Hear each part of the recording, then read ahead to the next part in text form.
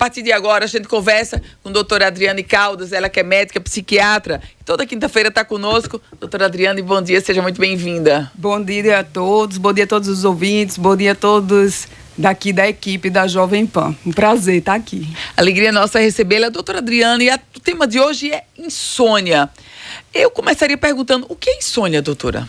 Então, a insônia, ela pode ser uma insônia transitória, né? Você passa por uma dificuldade, passa por um problema e você fica preocupado e não dorme. É uma insônia normal, né?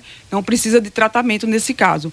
A insônia só passa a ser um transtorno quando você aumenta a frequência, né, durante a semana, pelo menos 3 vezes. Você tem 3 episódios durante a semana, por pelo menos 3 meses. Então, a gente classifica dentro dos transtornos psiquiátricos como um transtorno de insônia, que nos consensos de sono, né, da Associação Brasileira de Sono, eles classificam como insônia crônica, que seria uma insônia que é mais persistente, né, 3 episódios em uma semana por pelo menos 3 meses, 3 ou mais meses. Você já caracteriza como uma insônia crônica. E aí o que acontece? Você pode ter uma insônia tanto para iniciar o sono, como para você manter o sono, como você também ter um despertar mais precoce. E isso causar prejuízos na sua funcionalidade, no seu dia a dia, no trabalho, né? Você acabar faltando o trabalho por conta que não dormiu bem, isso é muito frequente, né? E causar prejuízos acadêmicos, também nas suas relações com o outro, por conta da questão do sono. Então, quando isso começa a atrapalhar a sua vida, aí realmente é hora de você buscar a ajuda de um profissional especializado. Um profissional do sono, né, especializado no sono, ou um psiquiatra também, né, para ver também, porque não é só a questão de ser uma insônia simplesmente, mas pode ter uma comorbidade com outros transtornos mentais. Pois é, doutora Adriane, e a insônia, quando é que ela aparece, né, exatamente nesses transtornos mentais, nessa doença psiquiátrica? Então, a insônia é mais, dentro dos transtornos mentais, o mais frequente de a gente perceber, né, de a gente ver a insônia é nos transtornos de ansiedade e nos transtornos depressivos, nos quadros depressivos. Normalmente, a insônia da ansiedade é uma insônia mais inicial. Normalmente, assim, demora para pegar no sono. É aquela pessoa que fica preocupada, né, antes de dormir. Com o dia seguinte. E uma coisa que é muito interessante é, às vezes, a pessoa não está dormindo bem e aí já fica preocupada que não vai conseguir dormir, né? Então, já fica com medo, como se fosse uma fobia de não dormir. Uhum. Então, isso é muito característico também. Preocupação antecipatória, né, um problema que está passando e fica remoendo antes de dormir. Então, isso é mais característico dos quadros ansiosos. E nos quadros depressivos, o que a gente mais percebe é uma insônia terminal, que a gente fala, que seria um despertar precoce, pelo menos assim, 1 hora antes do que era de costume seu. Então, se você normalmente acorda às 7 horas da manhã, você começa a acordar às 5 horas da manhã. E com manifestações de prejuízo na qualidade do sono, na quantidade de horas para dormir. Então, você sente no outro dia aquela falta de energia, aquela indisposição, aquela tristeza, aquela falta de prazer por coisas que você gostava de fazer. Então, isso caracteriza melhor um quadro mais depressivo. Agora, doutora Adriane, nessa questão da insônia, tem uma pergunta agora de Socorro Lemos. Ela diz, doutora, passar de 4 a 6 dias por semana sem qualquer cochilo sequer, o que é que pode ser? O cochilar tem interferência na insônia? Sim, se você dormir muito, e principalmente dormir depois das 18 horas, mais de 1 hora, aquele cochilinho de mais de 1 hora, isso vai prejudicar muito o seu sono à noite. Então, uma recomendação é evitar esses cochilos durante o dia, né? Ficar realmente acordado para quando for à noite você conseguir ter uma regularização desse seu sono. Substâncias, café, por exemplo, a gente sempre lembra. Tem gente que diz, não tomo café depois das 4 da tarde porque interfere no sono. De fato, isso é comprovado cientificamente? Sim, isso até é uma recomendação que a gente fala, que o mais importante, né, o tratamento mais eficaz de primeira linha para a insônia é terapia cognitivo-comportamental. A terapia? É uma terapia cognitivo especialista na parte de sono, né, para você poder... E dentro da terapia vai ter também a higiene do sono, né, para você poder orientar o paciente que ele precisa também ter o cuidado para fazer essa higiene do sono, evitar telas celulares, né, antes de dormir, evitar tablets, evitar televisão, porque a luz azul interfere na ação da melatonina e acaba interferindo na questão do sono. Então, café, bebidas estimulantes, evitar de tomar muito café, chá verde, né, chá mate, Coca-Cola, que tem cafeína. Então, evitar bebidas estimulantes, fazer atividade física só durante o dia, de preferência, né, evitar de fazer à noite, evitar de comer comidas muito gordurosas antes de dormir, ir para a cama só quando tiver sono. Uma orientação que é interessante é que, assim, não acordou de madrugada, está demorando para pegar no sono, sai da cama, porque o cérebro tem que entender que aquele local ali é o local para você dormir. E não fazer refeições em cima da cama, né? Então isso é muito importante, né?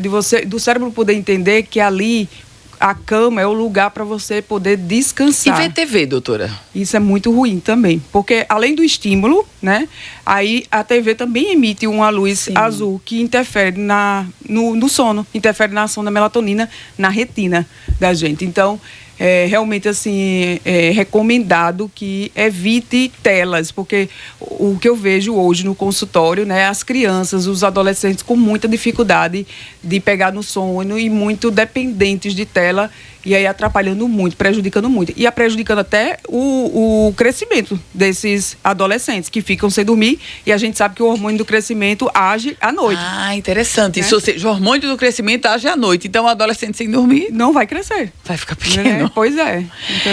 Doutora Adriane Caldas, e o tratamento para insônia, doutora Adriane? Como é que acontece? Há tratamento para insônia? Então, aí tem que ser avaliado, né, pelo um especialista, mas pode ser que seja só utilizado a terapia cognitivo-comportamental.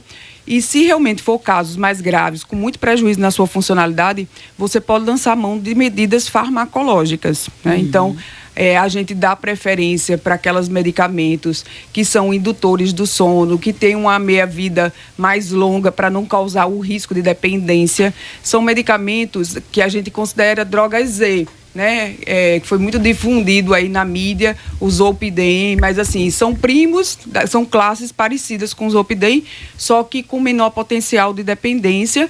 A gente deve evitar aqueles medicamentos tarja preta, né, os benzodiazepínicos. Isso é importante, tem que evitar. Tem que evitar, porque foi visto que não tem evidências científicas de que eles podem ajudar na questão do sono, mas o potencial também de causar dependência, de fazer abuso dessas drogas é muito alto. Então, não compensa o uso dessas medicações se for usar por curtos períodos de tempo, pelo menos assim, 2 meses no máximo. Tem algumas outras medidas também, tem alguns antidepressivos que em dose baixa a gente pode ser utilizado. Se o paciente tem depressão, tem que tratar também a depressão, tem que tratar a ansiedade, não tratar só a insônia em si, né? E tem vários outros medicamentos que também a gente pode lançar mão, que a gente pode utilizar. Mas o mais importante de tudo seria realmente a terapia cognitivo-comportamental voltada para o sono e estratégias de higiene do sono, que a gente sabe que não tem, né? A gente tem muita deficiência. Uma coisa que eu quero colocar aqui, né, que já saiu na mídia, uma nova medicação que está para chegar aqui no Brasil, né, que a medicação, o nome é bem difícil, Lemborexanto, que é uma medicação que é da indústria japonesa e dá para chegar aqui no Brasil. E aí, com um mecanismo de ação diferente, porque ela vai ser um antagonista da orexina.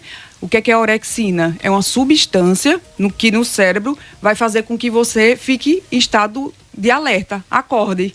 Então, é como se fosse um interruptor, né? Vai desligar o sistema de alerta. Então, é um antagonista, ele vai antagonizar a ação da orexina, que é essa substância que vai deixar você... Ainda vai chegar aqui, não é, doutor? Está para chegar. Nos Estados Unidos, ela já está sendo utilizada e sendo bem promissora, porque tem um potencial menor de causar dependência. Porque a gente sabe das drogas que realmente causam muita dependência. Verdade. E a melatonina? Muitas pessoas usam melatonina, não é? Nos guidelines, assim, nos manuais para tratamento de insônia, a melatonina, ela foi vista como uma boa opção para idosos e para crianças também autistas, do espectro autista. Não tem se mostrado tão boa assim para tratar a insônia nos pacientes adultos e com outras comorbidades. Tem outras medicações também semelhantes à melatonina, né, com boas indicações, principalmente para quem tem apneia obstrutiva do sono. Então, uma coisa que é importante é uma boa avaliação médica, até para ver se essa insônia está relacionada com a apneia obstrutiva do sono, né? De fazer um exame que é a polissonografia, que vai diagnosticar, vai perceber que realmente você pode ter a apneia obstrutiva do sono, porque é uma das causas também de insônia. Os despertares e a qualidade do sono fica muito ruim. Doutora Adriane, Rogério Magno, ele diz, doutora, ele está nos assistindo aqui pelo nosso YouTube, Jovem Pan Natal FM. Ele diz, doutora, para nós que somos atletas, corredores de rua, por exemplo, que precisamos dormir cedo para acordar na madrugada para treinar, a senhora aconselha algum relaxante medicamentoso? Não é necessário usar nenhum relaxante. O ideal é você estabelecer uma rotina, né? E principalmente quem acorda cedo tem que dormir cedo. Então tem que fazer um ritualzinho à noite. Não tem erro, dormir cedo, acordar cedo, dorme cedo. Dormir assim, e tem gente que assim se recupera com 5 horas de sono, tem gente que precisa de 7, tem gente que precisa de 9 para estar bem, né? Isso é muito variável. Mas o mais importante é você realmente estabelecer a rotina, desligar a televisão, apagar as luzes, deixar um ambiente, até a temperatura, né, do ambiente ser uma temperatura agradável, evitar o consumo excessivo de estimulantes, né, bebida alcoólica também que atrapalha a questão do sono. Então é você criar essa atmosfera, né, boa, para que você consiga dormir. Até o colchão, né? Às vezes o colchão que não está bom, então você proporcionar um ambiente mais tranquilo. Tem alguns trabalhos assim que mostram assim, com evidência baixa, né, o óleo de lavanda, os óleos essenciais. Sim. Já a associação assim não recomenda, não tem ainda estudos que realmente sejam que tenham evidência científica para indicar a aromaterapia. Mas na psiquiatria a gente já vê alguma evidência de lavanda para tratar os transtornos de ansiedade, né? Então, óleo de lavanda, de você poder realmente à noite fazer uma respiração, poder fazer técnicas de mindfulness, né, de atenção plena. Isso já tem evidência científica que o mindfulness funciona, principalmente associado à terapia cognitivo-comportamental voltada para a insônia. E essa terapia cognitivo-comportamental é feita por um especialista, normalmente psicólogos, né? E pode ser em grupo, pode ser online, pode ser digital. Tem alguns aplicativos que você pode também utilizar. E tem evidência que realmente funciona bem. Doutora Adriane, tem um engraçadinho aqui no YouTube, eles pagam a conta, é bom para dormir? Eu aproveito essa pergunta dele para dizer o seguinte, a preocupação às vezes ela causa insônia, mas é uma insônia temporária, né, doutora? Pode ser temporária e pode não ser, né? Dependendo do problema, se a questão se prolongar, pode ser que não seja. Mas eu acho que o mais importante nesse caso, né, é de a gente poder gerenciar melhor esse estresse, porque todo mundo vai passar por situações difíceis, né, seja financeiras, seja familiares, seja pessoais mesmo, né?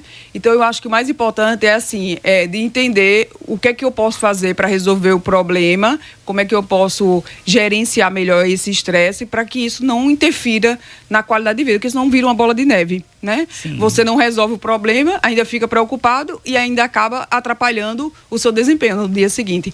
Então é importante assim, fazer respiração abdominal, um banho morno, né, relaxante, evitar de comer muito antes de dormir e criar essa atmosfera para poder ter uma boa qualidade de sono.